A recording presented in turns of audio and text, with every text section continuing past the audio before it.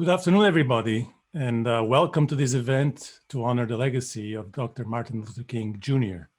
My name is King Martins, and I'm a professor of aerospace engineering at University of Michigan. I am the chair of the Diversity, Equity, and Inclusion Committee in the Department of Aerospace Engineering.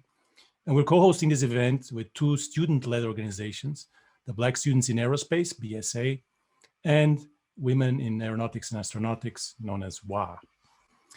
It is great to see this turnout, and so thank you all for joining. We have high school students, parents, faculty, staff, students, alumni, and other supporters. So again, thank you for joining. Martin Luther King wrote and spoke about the purpose and need for education. He warned us that the purpose of education is not solely to seek knowledge, but also to build character and contribute to the betterment of others. He saw it as a way to resist what he called illogical propaganda. As a university, this has to be one of our core values. Now, a good student, researcher, or professor is humble enough to realize how much more they need to have to learn, even in their technical area. And I think we must apply this same attitude to social justice. Martin Luther King said that shallow understanding from people of goodwill is more frustrating than absolute misunderstanding from people of ill will. In other words, the way I read this, we have to have an open mind and be aware that we have much to learn. Yesterday, I saw a post by Martin Luther King's daughter, Dr. Bernice King. She urged people to also honor her mother, Coretta Scott King, who founded the King Center, and MLK Day is a direct result of their relentless efforts.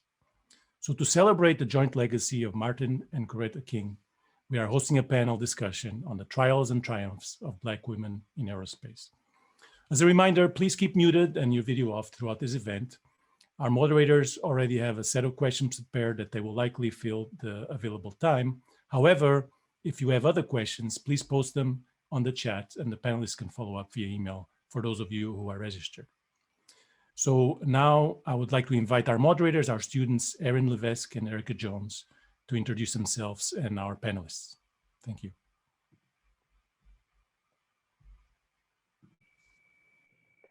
Good afternoon, everyone. My name is Erin Levesque. I'm currently a junior studying aerospace engineering. I'm a Chicago Posse Scholar, and I founded the Black Students in Aerospace student organization with Prince. I'm a member of the Michigan Aeronautical Science Association, and I'm also an incoming NASA JPL intern in the Entry, Descent, and Landing and Formulation Group. Hi, my name is Erica Jones. I am a junior majoring in aerospace engineering and minoring in astronomy and astrophysics. I am a member of Black Students in Aerospace, in addition to being a member of the propulsion team of the Aeronautical Aerospace Engineering Project Team, MFly. So before we move into panelist introductions and questions, we've prepared some poll questions for you just to get some audience engagement, as well as to present you with some statistics about the university and the engineering industry. So the first question that we have for you is, 30% of women have left the engineering profession for what reason? And you should see a poll question pop up on your screen. So if you could just take a quick minute to vote for what you think the correct answer is.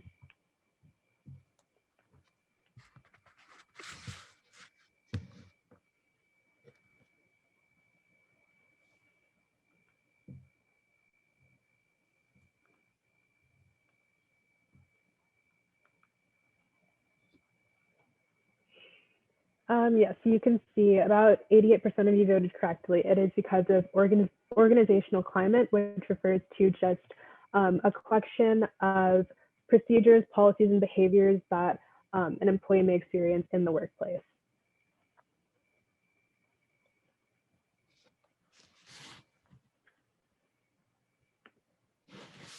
Okay, question 2. What percentage of UM aerospace engineering students identify as belonging to a minority group compared to industry?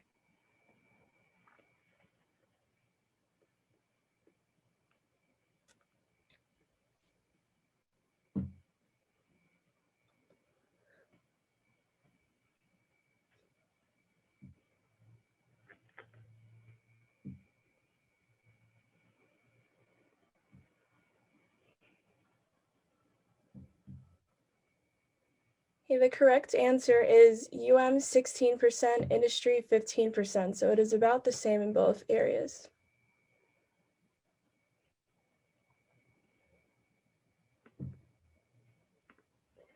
And the final question we have for you is, between 1992 and 2018, how many Black women graduated from the University of Michigan Aerospace Engineering Department?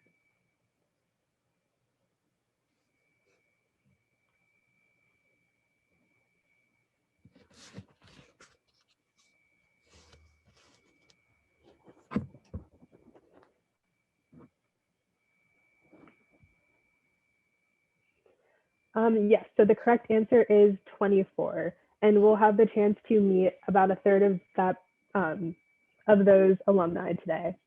So now we can move on to our panelist introductions.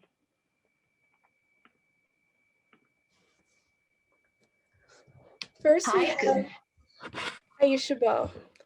She graduated from the University of Michigan with her bachelor's in aerospace engineering in 2008 and earned her master's degree in aerospace engineering in 2009.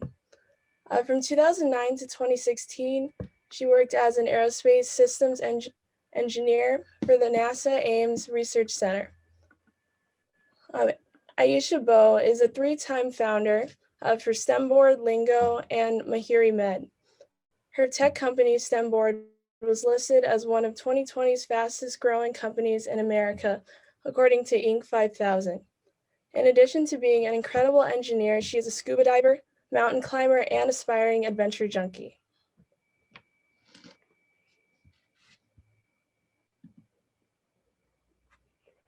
The next panelist we have is Sydney Hamilton. Sydney Hamilton studied mathematics at Spelman College and graduated with her bachelor's in aerospace engineering from the University of Michigan in 2013. She has worked with Boeing for over 7 years and currently serves as the structure stress manager. Additionally, Hamilton serves as the board president of Dramatic Result, a nonprofit that strives to cultivate educational equity. She also serves as an American Association of Advancement of Science, if then ambassador, and STEM advocate, promoting the mindset, if she can see it, then she can be it. Outside of engineering, she's a scuba diver, salsa dancer, and lover of all things food, including cooking, baking, and especially eating. Next, we have Dr. Jessica Jones. She graduated from the University of Maryland with her bachelor's in aerospace engineering in 2011, earning her master's in 2013 and a PhD in 2017. Her thesis covered the development of a very flexible testbed for the validation of nonlinear aeroelastic codes. She has been an aerodynamicist and an aero lead at Aurora Flight Sciences since 2017. She is an industry mentor of AIAA Diversity Scholars, a UM Aerospace mentorship program. She loves to travel, watch movies, and is an aspiring fantasy novelist.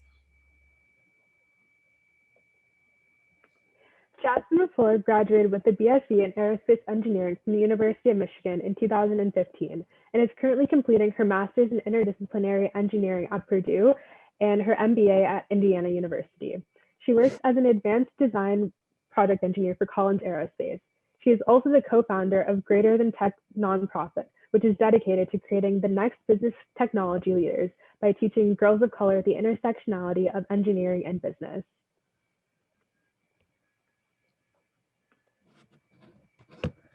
Jasmine Sadler graduated with a BSc in Aerospace Engineering and a math minor from the University of Michigan in 2009. She earned her MBA in Innovation and Entrepreneurship in 2018 and is currently an EDD candidate in Educational Leadership with plans to complete the doctoral program in 2023. Sadler has 10 years of experience in the mechanical and aerospace engineering field. She is the Chief Executive Officer of the STEAM Collaborative, organizing dance and engineering youth programs with the goal of exponentially increasing equity in education. Lizalyn Smith graduated from the University of Michigan with a BSc in Mechanical Engineering in 2002. She then earned her master's degree in Mechanical Engineering from North Carolina Agricultural and Technical State University in 2004. Since 2004, she has worked as an aerospace engineer for the NASA Glenn Research Center. She currently serves as a subsystems manager for Orion Service Module Structures. She is the two-time author of Calculate Your Savings and Goddess Vibes, as well as the founder of the course Publish Your Idea.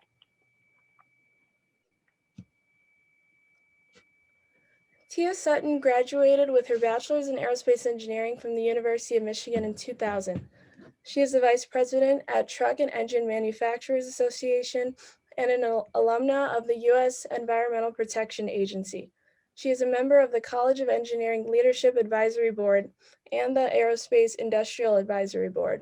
She identifies as an engineer, a flutist, and a serious Michigan fan. The last panelist we have today is Belinda Williams Worley, who graduated from the University of Michigan with a BSc in Aerospace Engineering in '96. She then earned her master's in technical management from Embry-Riddle Aeronautical. She has 25 years of engineering experience working for companies such as Amazon and Boeing. She also supports nonprofit organizations for STEM, mental health, and homelessness. Now it's time that we begin the panel discussion.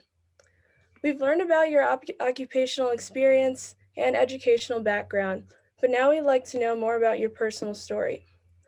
So we'll start with Sydney Hamilton. How important is your Blackness to your personal brand? And in relation to working from home during the pandemic, when people see a picture of you or meet you face-to-face for the first time, are they ever surprised? Well, hi, thank you for that question and welcome everyone. I'm really excited to be here to celebrate the legacy. I wouldn't be here without the works of Dr. Martin Luther King Jr. So I'm excited that we have this day to celebrate and talk. How important is my Blackness to me? Very important because it is who I am. You can't separate the things that I do without it being Black. The way that I talk is Black.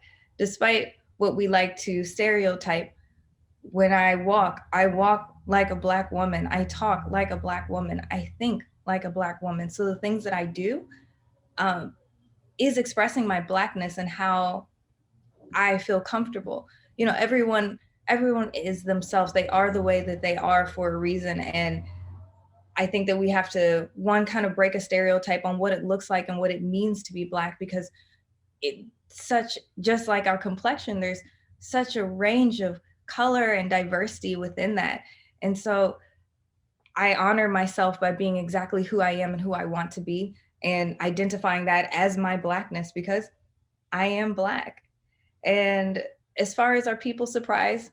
Yes, I've definitely had people from all walks of life say, oh, you know, if I hadn't seen you in person, then I would have thought, you know, that you weren't Black. And I just kindly ask, so what is it about me that doesn't sound Black? And you kind of put it on that person to really think about what biases we're bringing to the table. And I think that that's really important, especially now, and honoring people and who they are and letting them be comfortable with their authentic self. So my Blackness is me, and the way that I speak is how a Black person speaks. So the pandemic, I do have my picture up, but I love that most of the time the response is, wow, Sydney, you look like you could be a news reporter, versus them being surprised at any sort of aesthetic. But I think the environment's changing, and that's really for the best. And I think that while we have a long way to go, MLK would be pretty proud of what he would see in the past couple of years of everyone supporting each other and really allowing everyone to embrace exactly who they are and how they present themselves. Thank you for sharing that. I would also like to direct this question to Aisha. Again, the question is, how important is your Blackness to your personal brand? And in relation to working from home during the pandemic, when people see a picture of you or meet you face to face for the first time, are they ever surprised? Hi, well, thank you for the question. I found that when I left Michigan and I went into my career at NASA Ames, I was so excited to go to the community and tell students about the joy of aerospace engineering and the missions we were working on.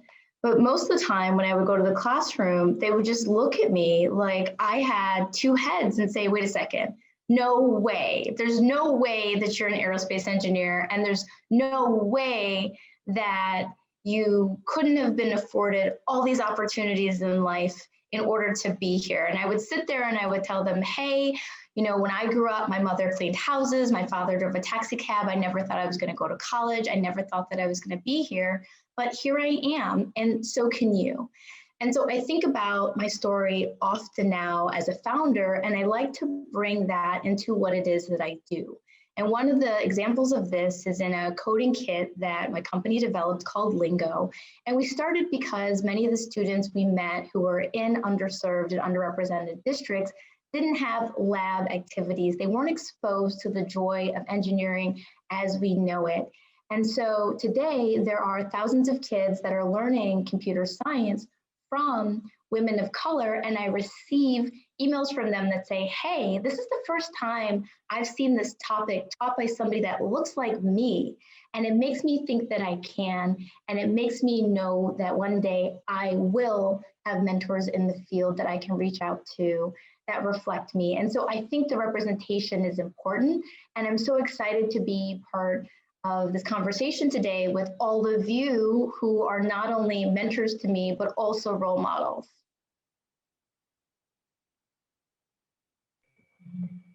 Aisha, thank you for sharing that. I'd also like to ask you, you spoke a little bit about how people were surprised when you would speak in your NASA job.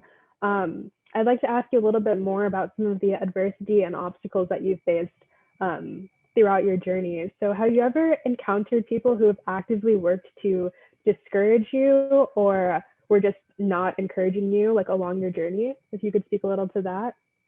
Yeah, I mean, I think that there's a level of, let's just say, resistance that can arise when new people enter a field. And what I found oftentimes was that these individuals may not have actually built meaningful relationships with people who looked like me or had backgrounds like mine. I'll tell you one embarrassing story, and let me keep it short. I remember being at a lunch with a colleague of mine, and we all had interns, and I was so excited because NASA actually let me have an intern. I've made it. And I'm sitting with my intern and we're lunching with my colleague, and my colleague says to me, "Are you half white?" And I just sort of looked at her and I was so confused by the question. And she was like, "Well, you don't sound Black." And I sat there for a moment and I'm like, well, I don't really understand the question. And she started to explain that where she grew up, she did not know any people of color. And that from what she saw on TV and felt comfortable sharing, that most of us had parents that were divorced. And it was only a small subset of us that actually ended up going to school and doing something with our lives. And I can just remember looking at my intern, who was not a person of color, and was just shocked and thinking to myself, this is a really good example of the type of situation that I want to work hard to prevent anybody else from experiencing. And as a result, I, like many of the women here, got actively involved in my affinity group. I worked to bring, the importance of diversity and equal opportunity training and all of these experiences that can place people directly in conversations with people who are not like them to the forefront so that we could actually begin to build understanding. Because I think that communication, trust, and understanding is at the core of a lot of the issues that we may face and continue to face in the workplace. Yes, I love that. That's so powerful, taking those negative experiences and turning them into mentorship and learning opportunities. I'd like to direct that same question to Jessica. And again, the question is, have you encountered people who have actively discouraged you or just worked to not encourage you? So I was very fortunate to have been actively encouraged. So my teachers in school did not have a lot of resources. There were only 50 of us total in the high school, but they did have a lot of heart and the willingness to support me in my journey. We didn't even have guidance counselors, but they did encourage us to start taking the PSAT as early as 7th grade. And what that meant was that when I got to junior year, I had piles of college pamphlets just waiting for me to read through them and page through all the possibilities of career paths and people people that I could be. And that far outweighed and exceeded anybody who might have been unhappy to see me succeed or ambivalent at best. But even though I had big dreams as early as like 7th grade, that dream could have easily just dried up like a raisin in the sun because I didn't have a roadmap as to how to achieve it. I knew that I wanted to get to college. I knew that I needed to have a degree, maybe advanced to do the kinds of things I wanted to do, but there was no one who looked like me in those positions, and I didn't know any of them personally, so I had no one to ask. But at each step in the process, people came to me and told me that I was rare and I was wanted, and that if I chose their school, if I chose their department, if I chose that company, that they had people and an organization in place with a vested interest in seeing me succeed. So at University of Maryland, which is my alma mater, I was a Banneker Key Scholar. At University of Michigan, I was a Rackham Merit Fellow. I met the CEO of Aurora Flight Sciences, the company I work at now, at an Aero 585 lecture. I just came up to say hi because the work seemed cool, and he told me to apply. I hadn't even considered it. I wasn't anywhere close to graduating at that point. I'm sure Professor says they could attest. And now I'm an aero performance lead at my dream job, and I have my sights on going much higher. So I think that it is very important that I was encouraged actively, not just no opinion or actively discouraged, but it took a lot to get me here, to get me to the position where I am today. Thank you so much for sharing. That was so nice to hear, that like positive story of just Black accomplishments. I'd also like to ask the same question to Jasmine LeFlore. And again, the question is, have you encountered people who have actively discouraged you or were not encouraging you throughout your career path? Thanks for the question, Erin and Jessica. That was very beautiful. I had a very different experience. I feel like I've had a lot of resistance to people thinking that I could achieve where I am now. Didn't go to the best high school, didn't get into engineering. When I applied to University of Michigan, I've had counselors and advisors kind of give me the, hey, you should do this instead talk, just based off of, you know, what type of credentials I had coming into University of Michigan. So it seemed really unlikely for me to be able to study aerospace engineering at the University of Michigan. But with me having such a strong will and being very passionate about aerospace since I was a child, I pretty much had to be honest with myself on how hard I was willing to work and just figure out my angle of attack of how I was going to approach this goal, pun intended. So for me, I feel like I'm driven by doubt or people who are like the naysayers, and it just feels even more like I have such a pride just to kind of say, yes, I did graduate from University of Michigan. Yes, I did get a job at Collins Aerospace. So it feels like an abundance of like hard work paid off. And I'm just really happy to be a part of this panel and to even have this story. Thank you, Jasmine. It really shows how important it is to have intrinsic motivation in addition to the extrinsic motivation to help you achieve all your accomplishments. But the next question is for Tia.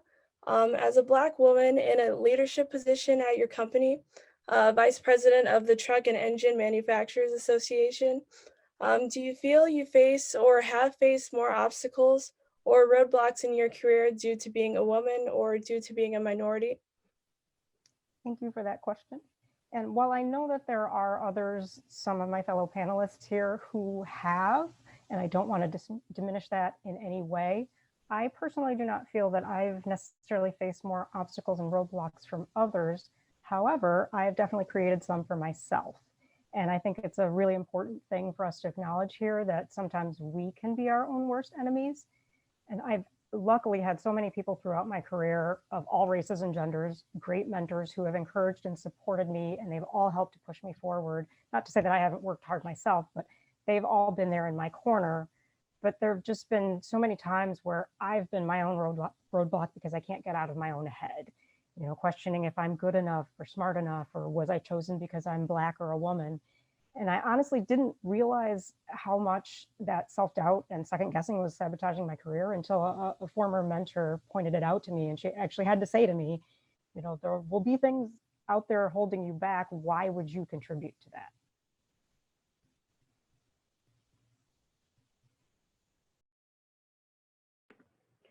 Yeah, I think that's a really good point. Imposter syndrome is definitely real. I feel it all the time in my classes, wondering if I'm good enough or if there was some mistake. So thank you so much for talking on that. The next question I have is for Belinda. So in your introduction, I mentioned that you have 25 years of experience working with some of the top engineering companies. You know, you've worked with Amazon, you've worked with Boeing. So I wanted to ask you, what are some challenges that you've faced as a Black woman in the tech space, and how have you worked to overcome them? Yeah, thank you for that beautiful introduction. Let me tell you about a time at a company where I had interviewed to become a lead engineer in the propulsion division, and I was super excited about it. And I was awarded the position. And I was so excited when I was there. I asked them specifically for feedback as to why I was selected. I don't know why at the time, but something just told me to ask for feedback. And I was super excited, went back to my group, and I had a gentleman who had actually had also interviewed for the same position and obviously didn't get it. And in front of my entire team, he said, "Well, we all know why you got it." And I had a gentleman who kind of looked at him, and I was taken aback for a second. And I had a gentleman who kind of stepped in and basically said, "Well, what did you mean by that?" And as I was regathering myself, I said, "You know, did you ask for feedback as to why you didn't get the position?" And I said, "Because I did."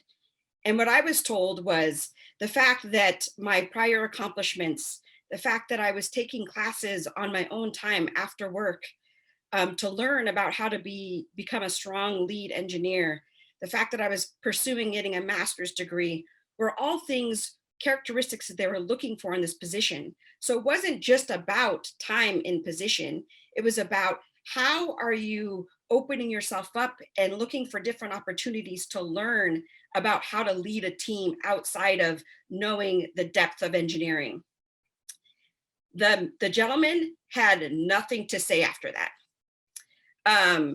It was sad that actually happened, but I think it was a really good opportunity for him to learn that some people take initiative and they look for opportunities and they try to walk through that door. And so that was a great opportunity for me to teach someone without me knowing that I needed to teach. A second one was looking for opportunities to have meaningful discussions about diversity in the workplace, whether it be people of color or whether it be gender. I think that is sometimes a tough conversation to have, but it really is a necessary conversation that we need to have. So I've taken a couple of opportunities to have direct conversations with people, however uncomfortable it may be. I think it's super important to have those conversations to get people to be aware of organizations and nonprofits and other opportunities to actually present candidates that are diverse in all shapes and forms to your organization if that's truly what you're trying to build. Thank you, Belinda, for sharing that story. It's really important for us to have confidence in the workplace and knowing our worth and our intelligence to pull us through. Lizalyn, so my question for you is, in regards to your career journey as an aerospace engineer for NASA, what moment in your career were you or are you the most proud of? Thank you for that question, and thank you all for having me. Unlike all of the other women here, my degrees are actually in mechanical engineering. I graduated in 2002 from U of M with a degree in mechanical engineering. And so my route to the aerospace engineering field is slightly different than the rest of the panel. So I would say the most rewarding experience that I've had so far as an aerospace engineer has been participating in the 2 flight tests that I worked on with NASA. The first one was in 2009, and that was the Ares 1X flight. And then the second one was in 2014, which was the EFT-1 flight launch, was in preparation for the Orion launch, which will be either later this year or early next year for the Artemis 1 mission. So those are my 2 most rewarding experiences thus far.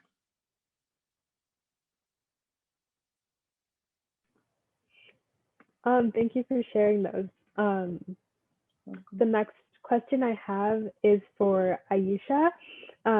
So in your introduction, we talked a little bit about your exploratory side, how you like scuba diving and just more adventurous things.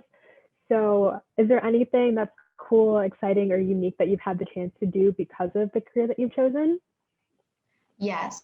Last year I went, actually the year before last year, because last year was a pandemic. So let's go back when we were allowed to travel. I was honored to be selected as an international speaker for the United States State Department. And I spent almost 2 months on the road on behalf of the United States Embassy in both South Africa and Israel, talking about the importance of women in STEM, entrepreneurship, and how that in many ways is going to lead to a culture of innovation and prosperity. And by far the coolest email that I received, and oh, by the way, I fit in a dive in South Africa with great whites on a 3-day that they let me have. And I had to pretend like I wasn't doing that because you're not supposed to go diving with sharks when you're on these speaking tours. But hey, I had to fit it in.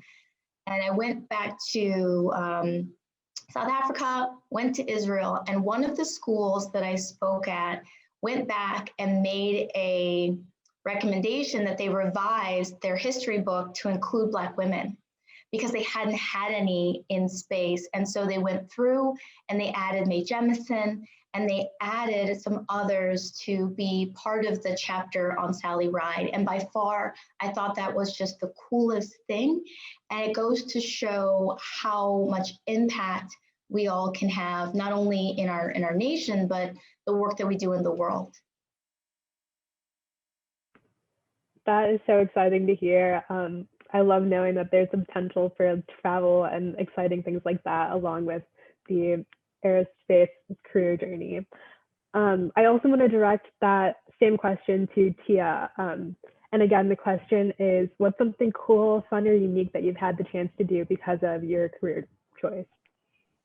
And I can in no way top Aisha's, but while I was at EPA, I spent almost 20 years there. In 2012, I was selected for a congressional fellowship in the office of former US Senator Carl Levin. And while I hate politics, I love working on and learning about policy. So it was just amazing for me to be able to work in Capitol Hill for a year and learn everything there was to learn.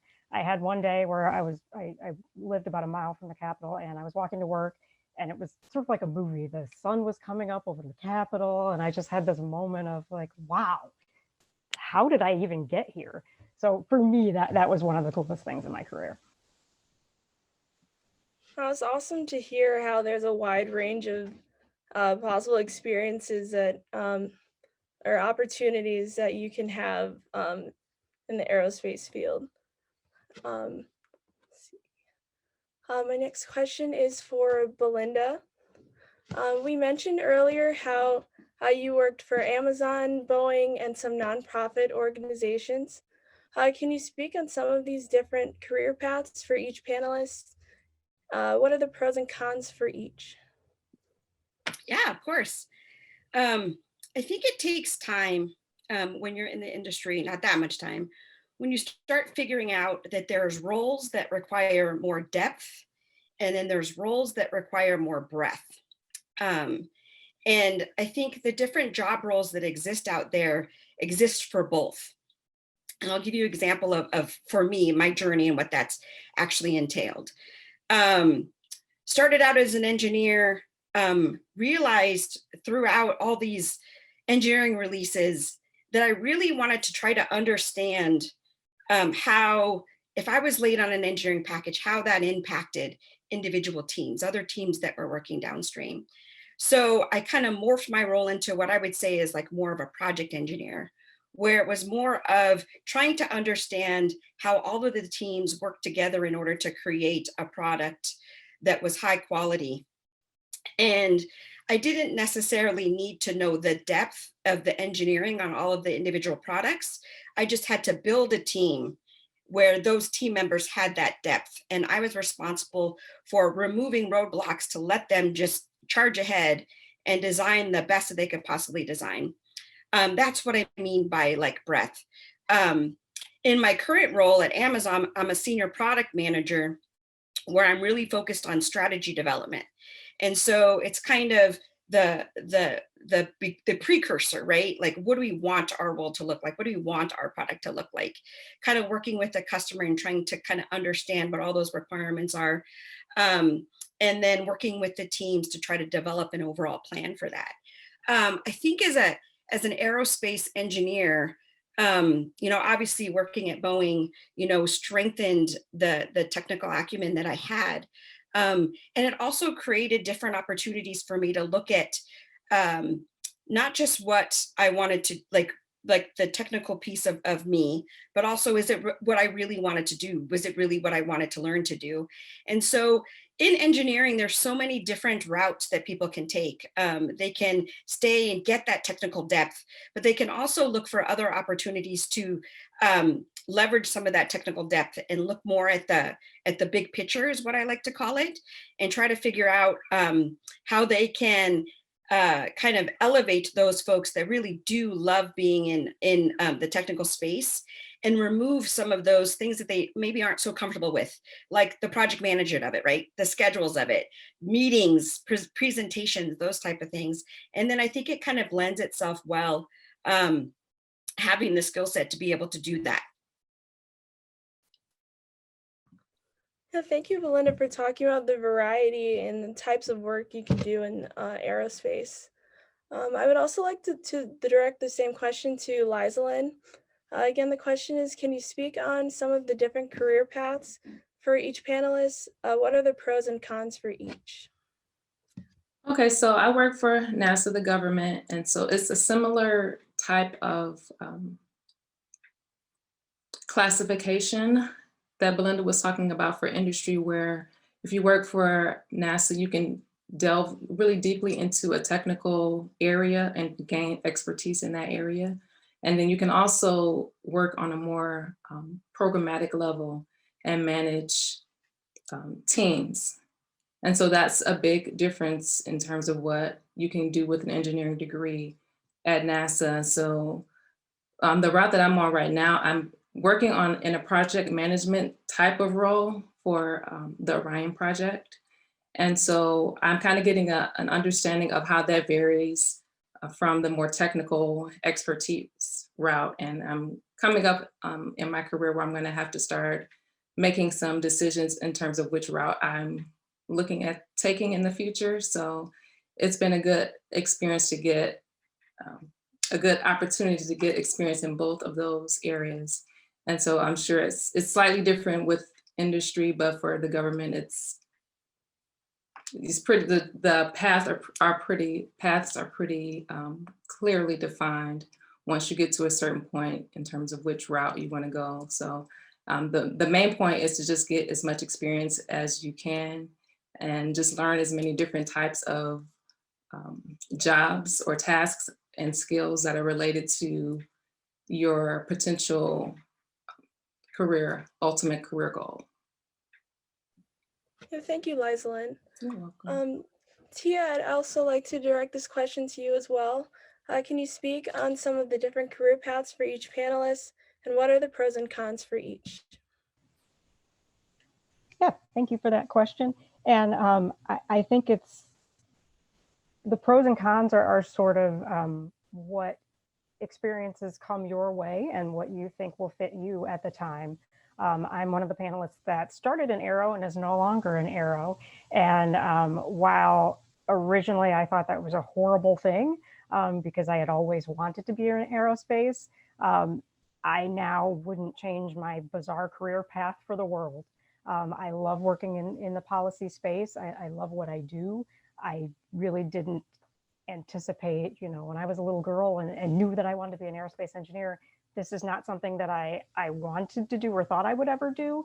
But now knowing that, so my career at the Environmental Protection Agency, I wrote regulations. I knew that somebody out there did it. I just didn't know that it's something that I could ever do.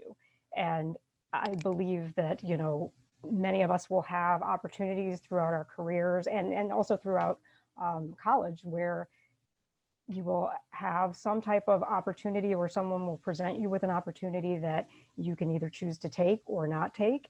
And I really applaud our entire panel for, Lizalyn started off in ME and is now in aerospace.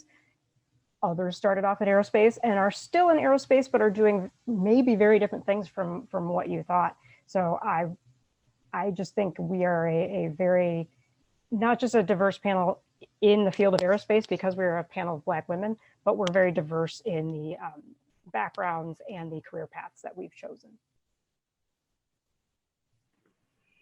Thank you for that, Tia. I think that serves as a good reminder, especially for people in mine and Erica's position as we're going through our educational phases, that to keep an open mind because we never know sort of the path that we're going to end up on.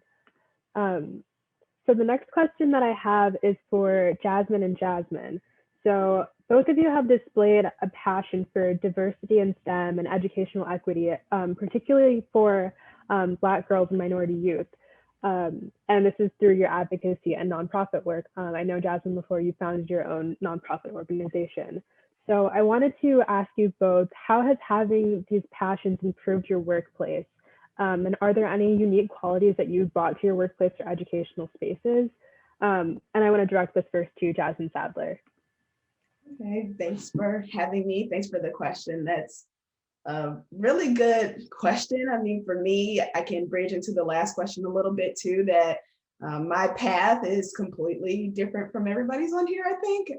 So got my bachelor's in Aero, but then got my MBA while I was still working full-time. So I was full-time evening student, full-time engineer, and then had my own company at the same time. So I got my MBA because I wanted to learn more about business. And now I'm in the Doctorate of Education program and educational leadership. So with the goal of owning and running a STEAM university.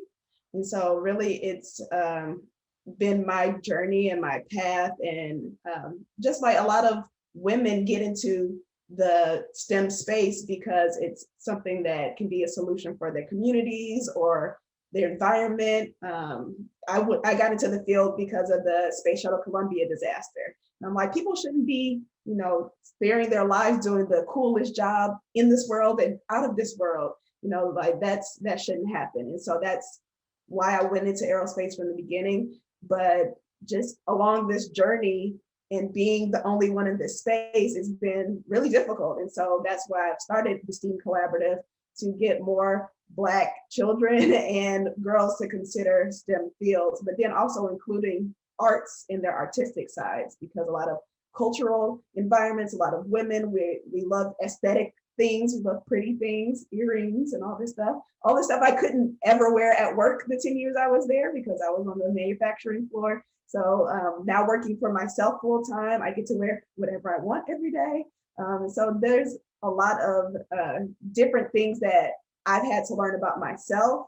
And now I feel like in such a more free space because I'm not held down to being this aerospace engineer that has to go through this certain curriculum. And so I'm a dancer, I'm a ballerina as well. And so I still dance to this day. So that's what I really probably would have pursued. I had to decide if I wanted to major in aerospace engineering or major in dance. And I chose aerospace engineering and dancing on the side. I was on a hip hop team while I was at Michigan. So all of these parts of my life, all of these parts of my personality, and I know so many other girls and Black students out there have all of these different parts of their personalities in their lives, and trying to figure out how to bring those together. And so creating the university that I wished I could have attended in addition to Michigan, of course. Thank you so much for sharing that. I love to hear how you can combine your creative side with your engineering side. And I want to pose the same question to Jasmine LeFlore. So the question is, how has having your passions improved your workplace? And are there any unique qualities that you've brought to your workplace or educational space? Yeah, thanks for the question. I think simply put, I bring a different perspective than a lot of the people I work with, mainstream male. I do feel like diversity of thought is very powerful. It could be something as simple as me asking a clarifying question in a meeting, and typically the response is, "Oh, we didn't think of it like that," or "Good point, good question." So just bringing a different type of perspective to the conversation is very invaluable. And I've learned that, since I've been in environments where I haven't necessarily always felt included, that I'm driven to include more people or just be a little bit more inclusive because I know what it feels like on the other end of that spectrum. So for me, it allows me to be a little bit more relatable to a lot of different people. For the people who I'm in meetings with, or even when I was a robotics instructor, I would notice that the girls of color, they didn't necessarily speak up as much or, feel empowered to touch the robot or code. And I had to learn how to adapt to their different type of learning styles, or just what necessarily made them motivated to be in the robotics program. So that was really the genesis of why me and my co-founder wanted to do Greater Than Tech, because we felt that there was a perspective that was missing in a lot of STEM conversations. And we felt that we had a unique value proposition to show girls of color that, hey, you can do this, this is fun. And oh, by the way, if you are interested in engineering and you have an entrepreneurial spirit, if you do engineering, you can most likely do business. So we wanted to try to combine those two things together. So I think overall, being in a D&I type of space and working with a lot of, mainstream male teams, I felt that I overextend myself to try to make everyone feel included and create a better space for, girls who look like me to want to thrive into these type of environments. Thank you, Jasmine, for sharing that. I really like how you connected with the girls on a more personal level, because it really helps in their growth and encouragement. And we need more young girls to be encouraged to go in STEM fields like this. So thank you. So Sydney, throughout your years as an aerospace engineer, I'm sure you've learned that there are always areas to change and improve on and rely on the support of others. So my question for you is, do you have allies and mentors? How do you use them in the past and present? Great question. So I often tell my mentees, your greatest weakness is the one that you don't know about. And so I think that mentorship is a safe space where you can have that conversation of, what can I do better? What have you seen? It's a great way to navigate roads that people have already been on before you, and they can help you skip over some of those challenging roadblocks. And the same token, similar but taking it in a little bit different direction, I think that there's an important difference between mentorship and sponsorship. So your mentor is a person that you can go to and talk to about anything, get advice, and really help develop yourself as a career person, or as the engineer, the technical route, the leadership route, whichever way that you really want to go. But a sponsor is someone who is advocating for you when you are not in the room. A mentor can be a sponsor, but a sponsor is making sure that when the opportunity arises, they'll say, hey, well, Sydney actually has had experience in commercial aircrafts and in satellites and in 3D printing. So she would be a great person to take over that job role if you're looking for the next person. And so I had to learn that in my career, that you need both. And they're very important to not only identifying your blind spots so that you can continue to grow and develop, but making sure that you're also continuing to move forward. I think that earlier we talked about do you think that there's what are the challenges that you're experiencing as a Black woman? I like to think of myself as a triple threat. young Black female. And those are my superpowers. And how can I utilize those to continue to grow? And my sponsors recognize that, and they're like, you know what? She's out here killing it. I'm going to help her. And then also looking at my mentors and saying, how can I continue to develop myself as an engineer and now a leader at this company? And so it's been really great.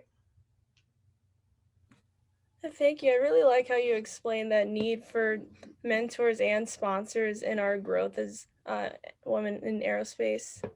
I'd also like to direct this question to Belinda Worley. Do you have allies and mentors? How do you use them past and present? That was a great segue. Sydney, I love the fact that you brought up the difference between a sponsor and a mentor. I have two that I think I'm going to talk about today. One is actually on this call. Hi, Ed Petkis. He is a U of M alumni as well. I met him when we were hiring at the University of Michigan for a program at Boeing called EHI.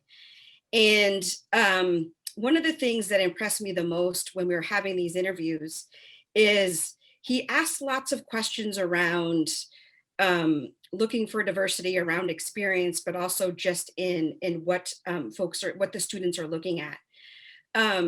When we got back to work, I sent him an email and I asked him if he would like to be my mentor.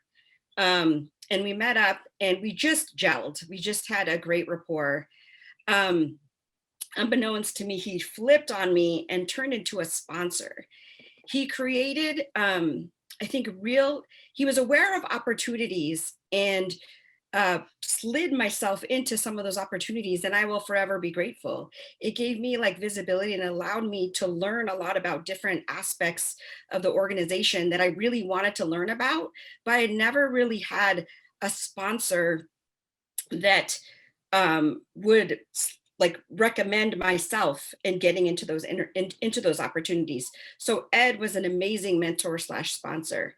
The second is Professor Joe Eisley, and in my panelist introduction slide, there's a photo of him and myself on the top.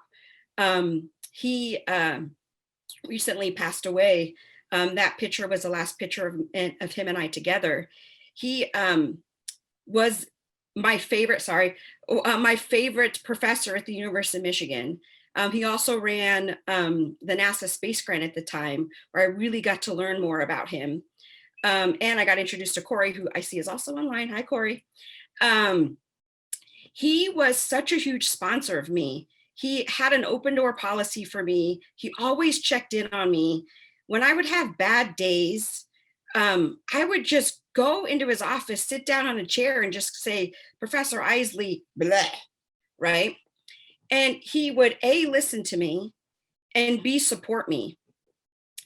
And I just thought that that was just so amazing to have this amazing individual who single-handedly brought me through a lot of trials that I had during school. School was very difficult for me at times.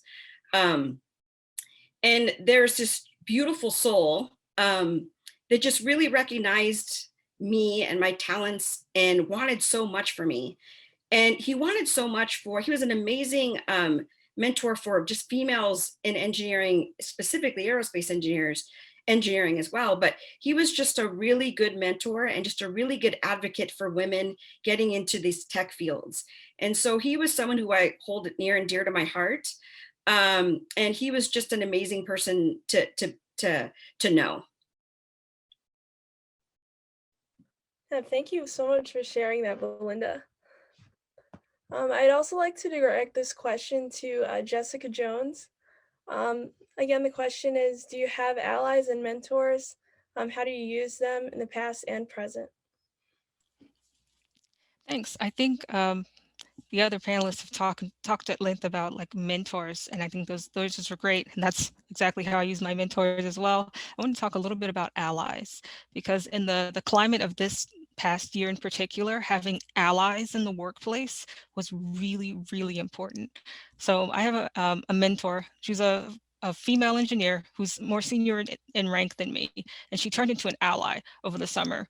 When the George Floyd protests were going on, our company was trying to figure out the process of responding to them. They were facilitating lots of conversations. And in a lot of these conversations, a lot of things were said. And myself and a few of the other, well, not a few, all of the other Black female engineers were kind of in our little group chat because there's not a lot of us. And we were discussing like, how do we reach these people who are saying very ignorant and hurtful things? How do we we have to give them their space to like say what they need to say so that we can like open up a dialogue. And my ally came in, she's a, like I mentioned, she's a white female engineer. She said, no, you don't need to provide space for this to happen. We need to set boundaries. And we're like, oh, we can say this, we can be offended because we have an ally who is a part of the other group, if you will, who is able to like stand up with us on our behalf, not just give lip service, but also to like help push policies through by kind of standing on our side and standing beside us. And that was really important. I've never needed an ally that way before, but this past year was really rough. And that was really important. And I think she set a really good example for other people in the company to start speaking up. She was very vocal in group meetings and large meetings with upper management as well. And once she started talking, other people started talking and standing up for us as well. And that was just a really like a nice touchstone moment where I could see her becoming an ally. And I know in the future that if I never need to discuss this type of thing or to have someone to bounce ideas off of, I know that she will be there because she's been vocal and she's been an active ally for us in the past. Thank you, Jessica, for sharing that. That's so impactful, you know, making sure that we aren't tippy-toeing around other people's feelings when we're the ones that are offended and hurt by things, you know, and having those people around to stand up for us when it's needed is something that's so important in all types of institutions and spaces that we find ourselves in. So the next question that I have is also for Jessica. So we've talked a little bit about how you have earned your PhD in aerospace engineering, and you've spent many years in educational spaces where you were sort of the quote unquote only one or one of few. So when did you first notice that you were the only one, and what has changed since realizing that? So I first realized that I was the only one, like all the way back in high school. Like I mentioned, I went to a very small school, so we didn't have physics class because no one ever made it that far in science. There are only 3 of us in the calculus class, me, my identical twin, and one other person. And so like I knew that I was going to be pretty rare, but I thought it would get better when I got to college. I thought I would find my people, and that is not what happened. Like when I got to my alma mater, University of Maryland, I became one in a sea, the chocolate chip in the glass of milk, as we like to say sometimes.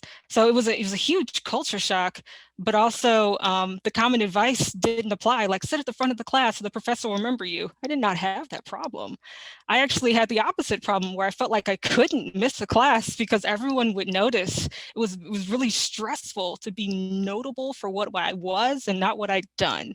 So because there were a lot of times where this type of thing, it felt like my own accomplishments at times were secondary to just my mere presence in the room. And then, but on the other side of things, my failures would be stumbling blocks to anyone who came behind me. And so I didn't enjoy being the only one. At first, I thought it was kind of cool. I was a pioneer, but the pitfalls of that were really kind of intense as time passed. And honestly, not much has changed in the past 13 years. I started undergrad in 2007, it's 2021 now.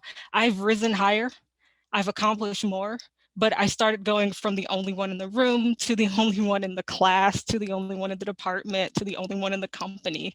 Like all the women who had come before me, who had kind of blazed the trail, were very few and far in between. Some of them had already left the company or the industry or the class or the department. So I didn't notice that we were getting more plentiful with time. There's actually a good statistics that Journals of Blacks in Education has documented that Black women earn between 60 and 70% of all doctorates earned by Black students in the United States. And the fact that those graduates are not choosing STEM fields, at least it has been noticed and starts being treated like a problem that needs to be solved, but it is by no means, we have not reached utopia in that sense. So thanks for the question. Thank you for sharing that. I think it should definitely be noted and celebrated, though, that although you faced like having to be the only one, none of that has held you back from like continuing to climb higher. So I definitely wanted to point that out. Thank you again, Jessica. And I want to direct the same question to Jasmine Sadler. In your last response, you also mentioned how you've noticed being the only one in spaces. So could you also touch on when you noticed that you were the only one and what has changed or not changed since then? Yeah, mine was pretty similar. Luckily, I guess my high school was pretty good. I mean, it was a public school, but in the suburbs. And so, you know, there were more Black women that were in my calculus class, AP Calc and all of that. But when went to Michigan, I started at actually in Mojo in the WISE RP program. So that was nice to see other women engineers that were, you know, in their freshman and sophomore year in the program. So that was good to be around that environment. And so I didn't really notice being the only one. And then after you leave WISE, after your sophomore year, and then you have your junior year when you're actually in your concentration classes, that's when it really started hitting me. But it was still kind of like, there's a lot of women, or it felt like a lot of women that were in my program with me. So I didn't feel like the only one at the time. And then even just I had a few other Black male classmates. And so that was also nice. So I didn't really feel like the only one. But I think a lot of us were probably the only Black woman that was in the program at the time while you were there. I know Aisha was there with me for maybe we overlapped maybe like a year. We overlapped at the same time, and then Sydney and Jasmine, same kind of thing. But I think the rest of us, we were kind of the only ones that were there. And so I didn't think about it really until after graduating, like, wait a minute, it was me. And that's what I put in the chat. Like, I didn't see Belinda. You know, she was gone. I didn't see Jessica. They were gone. And I had no idea that these women even existed. So I had to make up in my mind that there were Black women out there that had finished this program before. But I didn't know who they were. I had never met them, never seen them, didn't even know if they really, truly existed. And so, you know, even now, just within the past couple of years, Black Panther with Shuri being an engineer, and then having Hidden Figures come out, where I'm like, man, at least girls now can see that there are Black women who were aerospace engineers. But for me, I had to imagine a Belinda there before me. You know, I didn't know them. And so it was really hard and really sad. And so then going into the field where I am the only woman, especially working in manufacturing and working in the test cell, having to wear slacks and steel toe shoes and safety glasses and earplugs every day, working with all men, having to be very self-conscious about everything, you know, being, as Sydney said, young Black woman in this space. And it's like, you know, when something off the wall is said to me, having to check that immediately, so they don't think that it's okay, or even if they don't know that it was wrong, make them realize that it was, you know, offensive to me. So some things like that. But then it got to be after 10 years working where I'm like, man, I could stay here, but this really isn't my fight to fight from the inside. And so I applaud people like Jessica, you know, that it's awesome to be in this space for so long, because you are the only one. And I got to a point where I was like, I'm just doing this for the culture more than anything. I'm doing it to be the Black woman that's here. I was the only Black engineer. I was the only woman engineer at my last company. And so all of the other Black employees, it was 7 of us total out of 120 at my last company. And there was only one other Black woman, and she went on maternity leave and never came back. So, you know, after I left, I mean, it got to a point where I was really just learning the game of engineering and kind of trying to get promoted and rising up and attending the right meetings and learning the game of how to be a woman, a Black woman in engineering, more than I was being a better engineer. Like some people just get to like do differential equations at work every day. But I had to like not only do that, well, I didn't really do a lot of calculus in work, but you know, even if I was doing, you know, manufacturing and quality and things like that, I had to do a whole PowerPoint presentation. I had to answer the questions before they were even asked. I had to be able to translate my thoughts. I say it the way that I say it, and then I had to say it in the way that my boss could understand it. Then I had to say it in the way that the production floor could understand it. Then I had to say it in, like I had to speak 4 different languages every time I said something at work. And I'm like, this is exhausting. You know, it got to the point where I was like, I can't fight this fight in here. I can't fight this fight working in here. I have to go out and I have to be free and be my complete self and, you know, do what I do with my company, you know, the STEAM Collaborative, doing what I do outside and getting more girls. So by the time they all get to college and by the time they all get into the workforce, they're all there together instead of being by themselves. Thank you for that. I can really hear like the passion and like care that you have for the STEAM Collaborative in your voice when you talk about that. So it's really great to know there's people like you that have experienced those things that are working to make it better for people like me and like people that are still up and coming. So I really appreciate that. And I also want to direct this question to Jasmine LeFlore as well. If you could speak on times where you've noticed that you were the only one and if things have changed since then. Or if they haven't, if you could touch on some of that. Yeah, so I started noticing I was one of few people of color in my higher level math and science classes at U of M.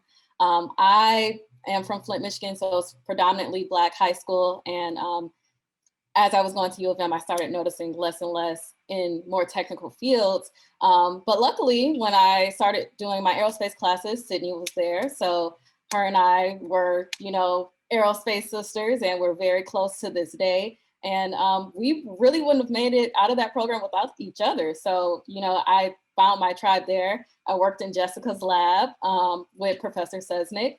Aisha, also a really great mentor for me, found Jasmine. So I feel like I kept kind of finding my tribe every step of the way. But I will definitely say in corporate America, sometimes it's kind of felt like this sense of like tokenism where being one of the only isn't necessarily like something that I would necessarily be proud about. It feels like it could be alienating sometimes. And then when you come across like other people of color who are in, you know, high up engineering positions or just being one of the onlys in the rooms, I've gotten a sense of like this weird threat or like competitiveness where I'll see someone that looks like me, but they won't necessarily be wanting to share a lot of details or help me out sometimes. And I feel like I don't necessarily blame that person for feeling that way. I mean, when you are in spaces, when you're, you know, one of the onlys, it almost feels like, oh man, there's only one seat for a Black woman, only one seat for a Black man, only one seat for a woman. So sometimes people have approached me in a threatening way or feeling as if I'm a threat because, you know, there's only one seat and we're both Black women and they're only going to choose one of us. So I feel like that has definitely played like a huge perspective in why I feel like there needs to be more people of color in engineering spaces in general, because at the end of the day, we need to work together because we want to see more people of color in these spaces in the future. So something that I would say that has changed, I mean, even being a part of this panel, this is probably like, you know, a large population of the Black women that's graduated in Aero. So it's really great to see us like collaborating and, you know, working together and trying to get the next girls of color or just girls in general into engineering. So I'm very hopeful that we'll get there. But, you know, I feel like at the beginning for my career, it just kind of felt like, you know, why do people keep getting my name mixed up with the other Black women? Like, you know, it was always like, there's one here, there's one there, there's one there. And now I feel like we're going to see a change of, you know, more inclusivity in the aerospace field. Thank you, Jasmine. It's so disappointing how some people do take the competitive approach, but thanks for sharing how important it is to lift each other up. Lizalyn, as an author of the self-help book for women, Goddess Vibes, you've shown that you truly desire to inspire women. What would you like to see in the future for Black women in aerospace? Well, for me, the future starts with the youth. And so I'm very excited to see these programs that the fellow panelists have been working on, with Jasmine with the Greater Than program, and Aisha with the Lingo opportunity, Jasmine with the STEAM U, Jessica with the mentorship opportunity, and Sydney with the If Then Ambassador program. And any other program, I'm sure there are many others that we have all collectively worked on over the years. I personally have been working with the NSBE, the National Society of Black Engineers Junior program here in Cleveland for the past probably over 15 years now. So just allowing us to continue to blaze the trail for young women. For me, particularly as a child, I didn't even know what engineering was, let alone aerospace engineering. So expanding that scope for children, and at an early and a young age, allowing them to see and experience hands-on what engineering is and the opportunities that it affords you with expanding and developing those critical thinking skills is very crucial for having a stream or a pipeline of students who are at a potential to even participate in engineering when they get to the high school and collegiate levels is critical for making sure that we are not the last of the, and the students who are in school now are not the last of the people who are African-American or women entering into STEM fields. So I think the biggest thing is just exposure at an early age, and then support systems. And as some of the panelists mentioned earlier, mentors and sponsors and advocacy along each step of the way. So thank you. Thank you. Aisha, I would also like to direct this question to you as well. What would you like to see in the future of Black women in aerospace? I would like to see more access and opportunity, and I want more people to recognize that they can be sponsors. I know that we've covered a lot here today, but if there's one thing that people take away from this conversation, I want you to look around and say, who can I sponsor? Who can I advocate for and be an ally? And if you need a blueprint, do connect with Corey. He's in the chat. He's amazing. He does a lot. But everyone here has a role to play in making the space more inclusive so that we can be one of many as opposed to one of a few. And I, like Jessica, I've really been fortunate to have amazing sponsors as I pivoted from being a NASA engineer to now running several companies. I'm a female CEO in DoD. That's under like 60. Like there's not that many of us, and especially not women of color. And I'm, in a smaller segment within the IC. So I have men who I work with that go to bat for me every single day so that I could be able to run this company for the last 7 years, especially through this pandemic. And that was something that they chose to do because they recognized their power. They recognized the importance of saying, hey, you're going to know that I respect her, and therefore you should too. Hey, you're gonna know that the line of credit that your bank gave you was not the line of credit that my bank gave me, and you should challenge them on that, right? And so there are so many things that people can do if they just recognize that there's power in your network, there's power in your support and your presence. And I, for one, want to see you all take a more active role in 2021 of finding a woman that you can sponsor and watching her career flourish. Thank you for that. It's definitely so important to recognize the power of the relationships you have and to not let those dwindle, to really put in the time and energy to foster those, because it really does take a village. So the next question I have, I want to direct this first to Jasmine Sadler. You talked about how you're an organizer of engineering youth programs. So obviously, you care about the future of young minorities in engineering and their journey through their education process. So how do you respond to people who sort of question the need for targeted recruitment or scholarships or programs that are dedicated to women of color? Oh, yeah, that's great. Luckily, not too many people have questioned me to my face about these things because I've had to grow up, being strong and fighting along the way, even just at the schoolyard, being chased around by boys. And then my big brother was around and helped me fight them. And so, just different things like that. But of course, as you get older, you can't actually punch boys back. So you have to fight with your words. And I think that's really what it's been is, the I guess most important thing that I learned, but I didn't learn it till later in my career, similar to what Sydney said, when somebody says something off the wall, that you don't like, that might be offensive, or maybe I'm just taking it personally, ask a clarifying question. What do you mean by that? Things like that, that's helped a lot. And so being in this space where I do specifically target girls and I do specifically target Black students, not too many people have really come against me. I mean, because I always have something to say back, I guess. They're not going to get too far if they have something to say. If they comment on a post inappropriately, I comment back sometimes, depending on what it is, or, really just sharing love ultimately, because that's why I'm doing it. It's not because I'm trying to exclude anybody. It's because I am a woman and I am Black, and that is what's within my purpose in being on this earth, is to help Black people and to help women succeed. And so, and there's a lot of times that I try to cut those parts of me out, or try to say, no, I just want to have this big STEAM university potentially. And it's just like, I have to be more specific, because not anybody, but a lot of people could create a STEAM university, but only creating one that I can create.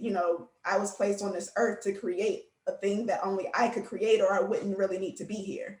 So, to really focus on why I am so tied to it, why I'm so connected with these spaces, that I don't think anybody can really combat what you do as a person. And so, if somebody were to come against me saying, why, do I only do programs for girls, and why do I only do programs for Black students? There's a reason, and I have one, and I can always, there's several reasons that I can point to. One being that, we're not advocated enough. One, that we're actually exploited. So not just not advocated, we're exploited. Another one is that we've been erased from history. And so to make sure that we're placed back in history. So there's several reasons, and depending on the audience, there's a different reason. And depending on how they come at me, it's also said in a different way. So, but being able to, stop those naysayers, or, if somebody else wants to do a STEAM university, I'm all here for it. If somebody, wants to do a similar thing to the STEAM collaborative, it's awesome. Do what you do, even in the space of STEAM. For me, I include arts because I'm an artist. I include all of these other acronyms because those are all things that represent me, not because I'm trying to find the next buzzword that's out here. So yeah, thanks for that. Thank you for sharing that. I also want to direct the same question to Jessica. So how do you respond to those who question the need for targeted recruitment or scholarships or programs that are dedicated to women of color? So I do a lot of recruiting. I was working with the Office of Admissions and University of Maryland. I work with the Office of Grad Ed at University of Michigan. And even now at my company, I work with talent acquisition because diversity in recruiting is very important to me. And what I've found is that the people and organizations that tend to ask this question are usually laboring under the assumption that if we build it, they will come. So as long as the school, the department, the company is no longer actively discouraging applicants from applying and joining, then the talented, diverse candidates that they're seeking will just naturally flow in through this path of least resistance. And that is hogwash. There is no diversity flowing in to your company or your organization if there's no pipeline. How is a talented girl in Southeast DC supposed to know that she can build high altitude pseudo-satellites for a living when there's no funding for a science program in her school and the guidance counselor will only give her community colleges as recommendations because that's what they've seen succeed. I tutor high risk disadvantaged kids. I tell them what I do. I tell them the degrees I have. And sometimes I see the light go out of their eyes when they realize how much work it takes to get there because they can't see themselves where I am. And how can they? I couldn't see myself where I am right now. It took people coming in and giving me that guide to get to where I am today. A trail that's blazed through the mountains by like a pioneer that came long ago is useless if you don't have a map or the equipment to forge that trail. So mentorship programs, scholarships, workshops, these are the tools that we use to give our young hopefuls the opportunity to find the path and then walk it successfully. And then we want to target these workshops to women of color so that they know that the focus is on them, that they're not an afterthought, that they are the diverse candidates we're looking for. And I hear a lot about like the pool of applicants is just not that large. There just aren't that many Black women in the field. There are a multitude of talented young women of color out there. Their choice is just not aerospace engineering. And their alternative is not McDonald's, right? They can be whatever they want. And studies have shown that they're choosing medicine, law, policy, social science, entrepreneurship, and those fields are welcoming and they are improved by having them. So Michigan's motto is leaders and best, right? So when it comes to women of color, the numbers have shown that the leaders and bests are not here. They're out there leading and being the best. So if we want them here, we have to show them that they are the people we're looking for. So Alec Gallimore wrote a nice article in the Chronicle of Higher Ed, I believe, and he mentioned that diversity is a trait that must be actively planned for, then pursued, must be maintained, and then cultivated, and that's every day, not one event. So that's the response that I like to give to people. Yeah, thank you, Jessica, for explaining that need for the pipeline for Black youth to go into STEM. My next question is for Tia.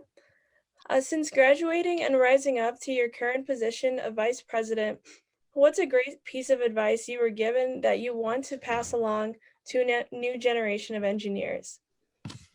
Thank you for that question. And I'm going to pass along the piece of advice that I give to every student now, because it was the best advice I've ever gotten in my life. Be and stay flexible. It's really about not letting your thoughts of what your quote unquote perfect career may be get in the way of you trying new opportunities and maybe finding what your perfect career is. It just wasn't what you thought it would be.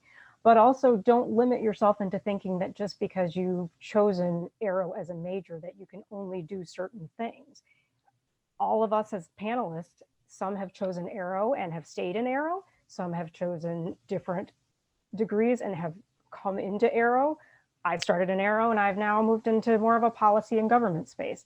I think as long as you are staying open and willing to learn and try new opportunities, that will take you so far in your career.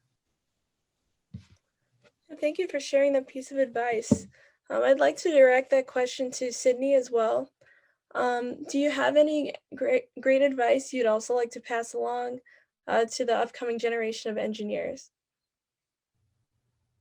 So I'll start with a quick story. When I was in high school, I had a teacher who told me, don't you think engineering is going to be a little tough for someone like you? And it crushed me. And for the next few days, I'm walking around. I don't know what I want to do. Everyone's excited about their college applications and I'm not. And luckily I had a teacher in my life who sat down and was like, is everything okay? And I explained to her. She was like, since when do you listen to anyone? You have a good point. And I pursued my career. And then I came back to visit the high school because I gave a talk. And I went back to that teacher like, let me tell you about my aerospace engineering degree. Remember when you told me you couldn't? And he was like, and you are? And it hit me at that moment. I have held in this anger for someone who doesn't even remember who I am. And I had to realize I no longer will take criticism from people that I wouldn't ask for advice from, because he was not there to support me. He was not there to build me. And I could have taken a wrong turn from taking criticism from someone who was never in my corner. And I think it's important that you find those people who are in your corner and your support group. For me, I call them my wing women. And when I am not feeling confident or imposter syndrome is kicking in, I give them a call. I will say, hey, hype me. I need help today. I don't feel like I can do it. And I know that Jasmine and I have made it through a class. You can tell the story just for being each other's wing. Remember how we passed ME 240 and we had the 2 lowest grades in the class? That's like our battle cry. Remember ME 240, Sydney? Lowest grades in the class. We went to office hours. I mean, we scheduled extensive office hours, but had I been through that alone, had I not had a wing woman with me, I would have just felt defeated. Like, I got the lowest, one of the 2 lowest scores in the class. I can't do this. This was one of our earlier classes.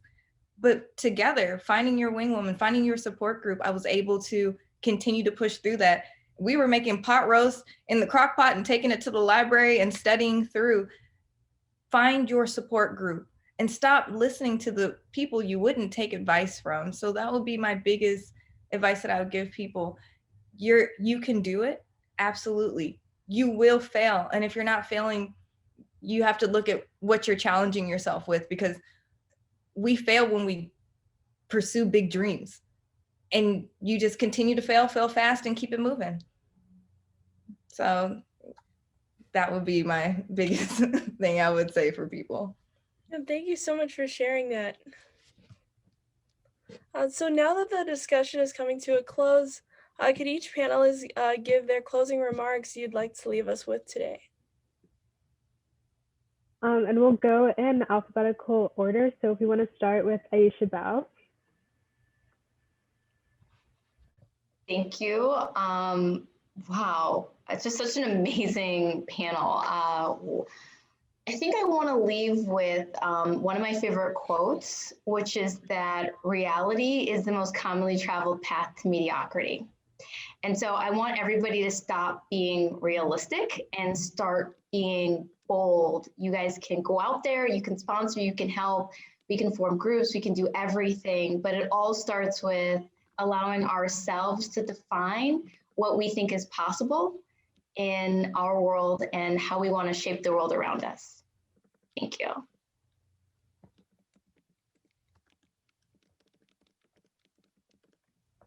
Up next, we have Sydney Hamilton. I would say I never lose. I either win or I learn. We have to stop looking at our failures as something that's holding us back or setting us back, but really understanding that that's just an opportunity to learn and to grow from. If we start looking at our failures as a piece of how we're going to be perceived or how our career is going to be, that's when you really are going to stop. So look at those failures as an opportunity to say, you know what? I've learned so much more from this failure than I did the success. And you will really see that every single time, because when you do something right, you just keep going. But when you have a failure, you reflect and you're like, this is my growth point, and use that as a launch pad to take you to the next level. Pun intended with this launch pad. Thank you for that. Next, we have Jessica Jones. I'll keep mine pretty short, but just realize that challenges lead to growth. So don't shy away from challenges. Always use them to grow yourself. Thank you, Jessica. Next, we'll hear from Jasmine LeFlore. Yeah, I'll keep mine brief too. Everybody has their own journey and different metric of success. And honestly, how you see yourself is what your life will manifest. So you have to really dig deep and think about what you want out of life and ask yourself, is your cause greater than your fears? Thank you. Jasmine Sadler.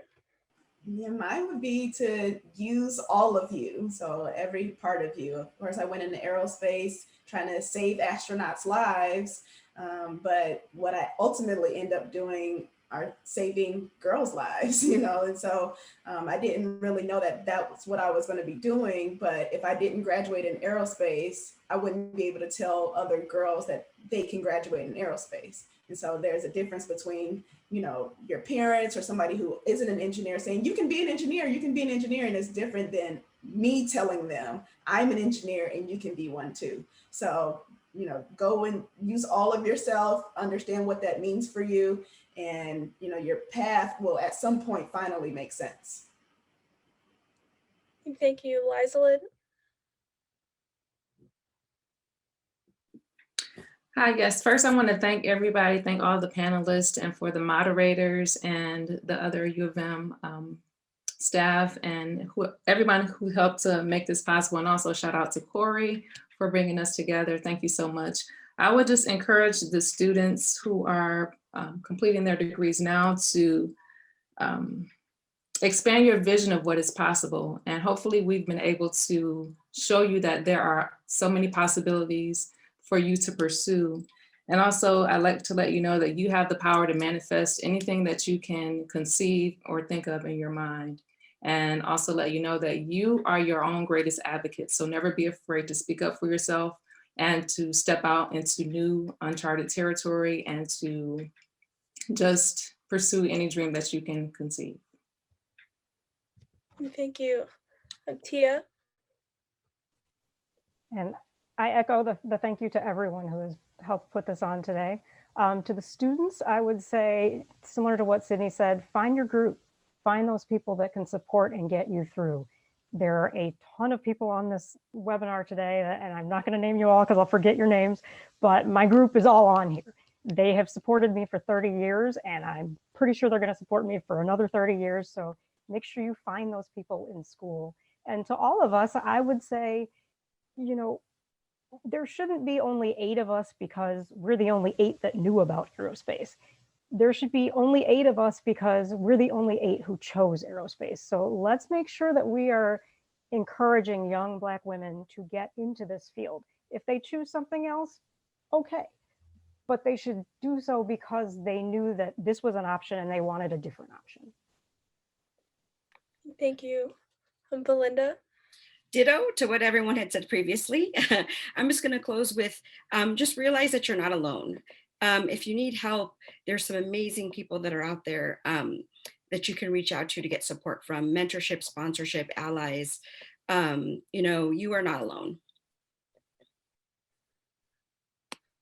Thank you all for your closing remarks. So before we end this event, first off, we'd like to give a huge thank you to each and every one of our panelists. Working with you all and discussing your unique achievements and roadblocks and journeys has been incredibly inspiring to me personally, and I'm sure to everyone who was able to watch here today in the audience. And seeing the accomplishments of these 8 Black women engineers has been such a powerful way for me to honor and celebrate the legacy of Dr. Martin Luther King Jr., which is, you know, our whole goal and purpose for this event. And Dr. Martin Luther King Jr.'s legacy paved the way for upcoming generations of young Black people to achieve their aspirations and not allow the pressures and shortcomings of a racist society to hinder them. We've made much progress since the era of Dr. King, but much more progress needs to be made to ensure that young Black men and women have the confidence to enter STEM fields such as aerospace engineering. And finally, we'd like to thank everyone in the audience for joining us virtually today. We hope that by attending this event, you've all gained some insights on how the Aero department and the University of Michigan can become a more welcoming and inclusive environment. So thank you all so much for joining us, and we hope you all have a great rest of your day.